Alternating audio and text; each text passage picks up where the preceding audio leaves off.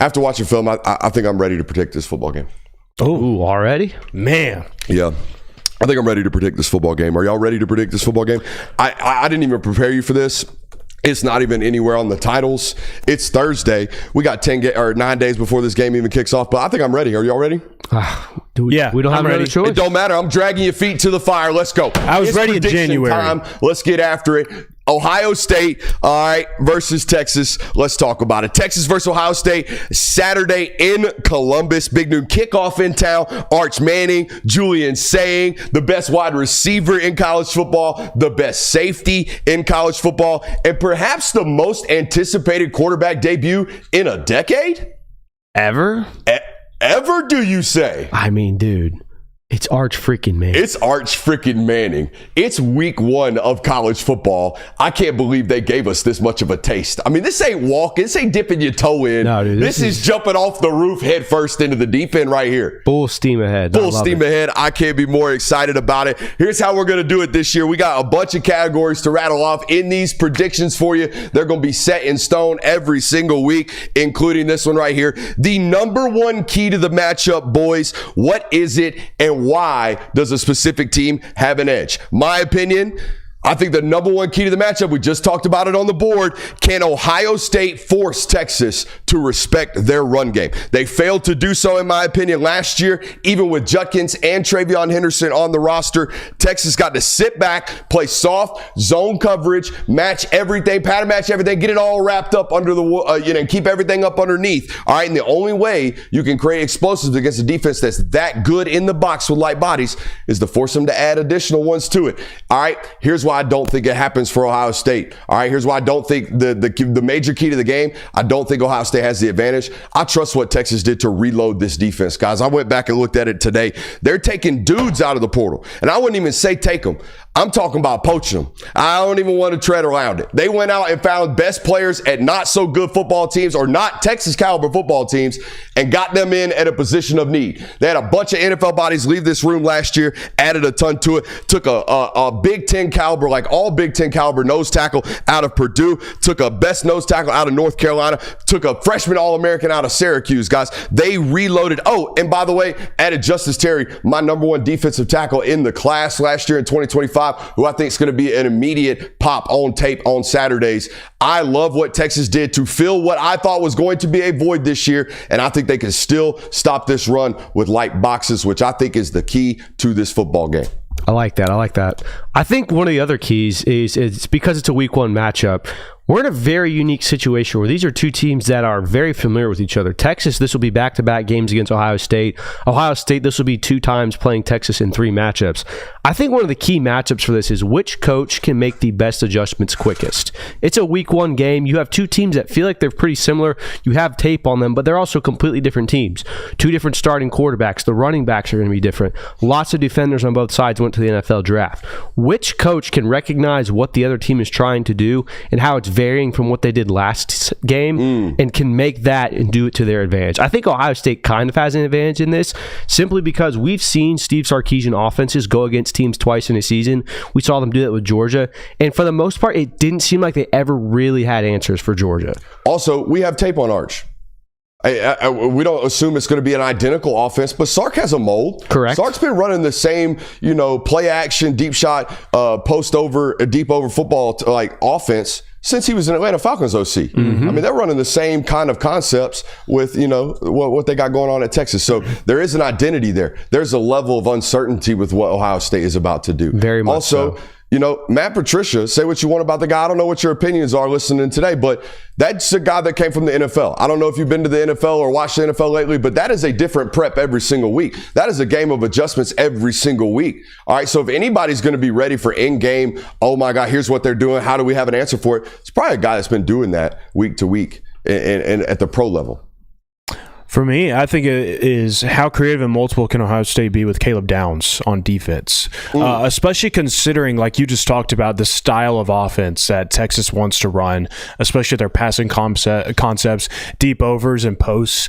I think that moving him around and moving him into different spots, making sure that Texas not only has to know where he is, but also you're putting him in different situations. So it's not going to be that, Caleb Downs is just hanging over the middle of the field, or Caleb Downs this time is hanging over the left side. It's not that. It's he might be adding into the box this time, all kinds of different things. I think that Ohio State might have the ability to trap Arch Manning a couple times using him.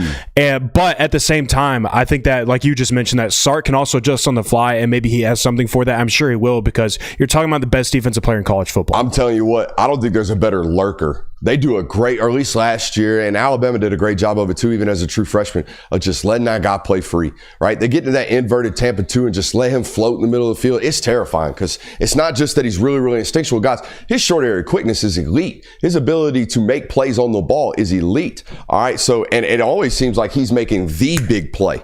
You know what I mean? Did you tell me who you think has the advantage there?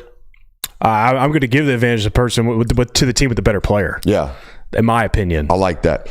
Who's the X factor in this football game? So, hey, this is your opportunity to let that fan know today you know their football team. All right, I know some ball about Ohio State. I'm telling you right now, if it ain't James Peoples' like big time year, if that guy doesn't flash, I worry about their ability to like force people's hands, man. We got to have some type of balance. I think James Peoples is going to be, it's Ohio State recruiting, man. They should be churning these guys out. I think he might be the next one. If he is, it's a difference maker for this Ohio State offense. Guys, they have got to be able to create some type of chunk play on the ground, particularly with a young quarterback early on in this season. Mm-hmm. I think it's the newest addition that Ohio State made on defense, in my opinion. I think it's Bo Atkinson. Taught some Bo Atkinson too. And it's Bo Atkinson because Texas runs wide zone. I think that he's going to, being an edge defender, I think he's going to play a massive part in having to make sure that run bounces back inside, not continue. Firm edge defender, too, and he was advertised as the best, one of the best defensive players, if not the best defensive player in the transfer portal this offseason. So if that is indeed what you purchased, I think he's going to be the biggest difference maker for you on here. What a big test for Formsby. What a big test for the other young tackle out there at Texas that I'm drawing a blank on right now. Like, you get not just like two massive dudes, two like pretty veteran football players. Kenyatta Jackson, I know he didn't start for many games, obviously been playing behind JT Tuimoloau and Jack Sawyer, but that guy's seen a lot of football. He's practiced a lot at Ohio State, okay? And he's 6'6", 275. And the guy you're talking about, Bo Atkinson, that's a 6'6", 285 guy. Those are two mountains that they're going to have to either hook and get around in this wide zone scheme or move off the point, which is going to be an even tougher task. All right, unless it doesn't happen. Whoa, my bad. Whoa, what did I miss? Bro, My bad. come on. We just talked about how Jeremiah Smith had, 3 yards against Texas in the Cotton Bowl? Yep. Texas, for the most part, shut him down. Yep. I don't think people recognize that Carnell Tate went 7 for 87 in that game. Yes, he did. Here's a stat for you. During the 2024 season, in games where Jeremiah Smith had 3 or less receptions, every single one of those games, Carnell Tate had over 60 yards receiving. So when you dictate and you allow for your defense to put so much emphasis on stopping Jeremiah Smith, the other guys ate. It's why Emeka Egbuka led the team in receptions last year. Yep. It's why he had 1,000 yards receiving. It's why every time Jeremiah Smith had a down game, Carnell Tate was up. If Carnell Tate can be a factor in the offense for this, Texas is in trouble. What were those numbers in the Sugar Bowl or the Cotton Bowl? 7 for 87. Yeah, it should have been 8 for 98. And a touchdown. He dropped a touchdown on the first right off the face a mask. 12-yard slant for a tud. So, if got Jahdae Barron by like 4 yards. Got some space. The dude can get open. Yeah. I remember watching him IMG Central a couple years ago, and he is a dude. There's no doubt about it. Yeah, so I think that's my X factor for Ohio State and in the game overall. I love that. All right, unless it doesn't happen. This is a To Us very unique segment. We're going to give it to you again later on in this one nationally for the games this week in week 0. Your unless it doesn't happen prediction, boys. And look, don't quote me. If it happens, it happens. If it don't, it don't. I think this has an opportunity to be a Texas boa constrictor style fourth quarter win. I'm talking about the score is 24-17 with 8 minutes left in the fourth. Texas takes a 6-minute drive, punches it in their throat, walks out of the stadium 31-17. I think there is a slim chance, maybe a good chance, that happens on Saturday. Heard it here first. Heard it here first. Unless it doesn't happen. I'm rusty too, baby. It's all right. I'm rusty. I'm sorry. It's all good. I ain't rusty. I feel like I did this yesterday. There's going to be a lot of nerves in this game, a lot of butterflies, first game nerves. I think that there's going to be at least 3 turnovers in this football game. But the caveat to this, one of them is going to come on a game-deciding drive. It might be where one team is about to put it away. Like you're mentioning, it's late in the fourth quarter, about to put away. Crucial fumble. The other team gets it, takes it back to the house. Or a potential game-winning drive. You're down by 2, going to go get a field goal. Throws an interception. I think one of these two quarterbacks or one of these two teams is going to make a crucial mistake down in the stretch of this football game, but you're going to see some jitters for both sides of these teams, specifically the quarterbacks, in my opinion. Jay, well, I love this take. It's the biggest moment, one of the biggest games of the season, week 1. It's in a home environment. It's not on the road. You've got 2 quarterbacks making their first start of the career. I also think we will have 3 turnovers in this game. From Arch Manning. What? A guy who... You heard it here first. He runs the ball a lot. Look, there's going to be a moment or two... So the fumbles are included here. Fumbles and interception. That's a turnover. I'm telling you right now, there's going to be at least one moment where Ohio State's defense, because they run match coverage very well and they disguise it very, very well, will trick Arch Manning into baiting him to a throw. And by the way, when you are naturally a carrier of the quarterback, the ball is more at risk for fumbling. Just ask Lenora Sellers. Arch Manning, 3 turnovers in this game. Heard it here first, unless it doesn't happen. Attaboy. Hey. Attaboy. That honestly, I think some people should be rooting for that to happen because there ain't going to be a better time to buy some Arch Manning Heisman stock other than week 2 once that happens. You're finally going to get good odds on that one. You know what? You know what'll happen? Jimmy the Casual is messing your juice up right now. Here's exactly what will happen if Arch Manning has 3 turnovers in that game. We're going to see that damn stat line from Peyton Manning's rookie season where he set the record for interception. Be like, oh.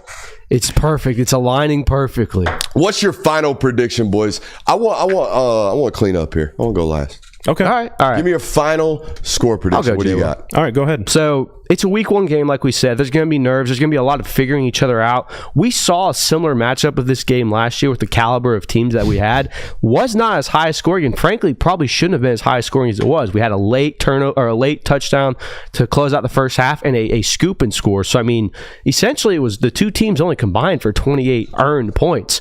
I think you're going to have a similar game here. I think it's going to be 2 defenses really putting their will against the other teams. I have Ohio State winning this a close game, 23-20. Instant classic, though. Going to be a back and forth game the entire way. I like it. Man, you can't paint a better matchup for week 1. I've said this multiple times. I love the fact, like you mentioned earlier, Kirby, that this is played at someone's home stadium. This isn't played at a neutral site venue. You're going to get a legitimate fan atmosphere that is going to impact this football game. You get 2 great quarterback matchups. You got 2 of the best players in college football on the football field in Jeremiah Smith and Caleb Downs, and plenty more other great ones playing for Texas as well. I mean, these are 2 premier programs going head-to-head in this one. So because of that, what I'm going to lean towards is, 1, the better players in this football game, who I think are the 2 better football players in this game. And then also, I just think that the home environment is going to impact this game heavily, but I think it's going to be really close because, as I mentioned, I think that there's going to be some early mistakes between these 2 programs, and it's going to take a little bit for them to find their footing. I think that Ohio State's going to find the footing late, and they're going to make a big score late in this football game. I got Ohio State 27-23. It's about right. I think everyone's good. I think we're shocked. I think both teams reach 20 points. I don't think either team gets higher than that. Yeah, this ain't going to be a shootout. No.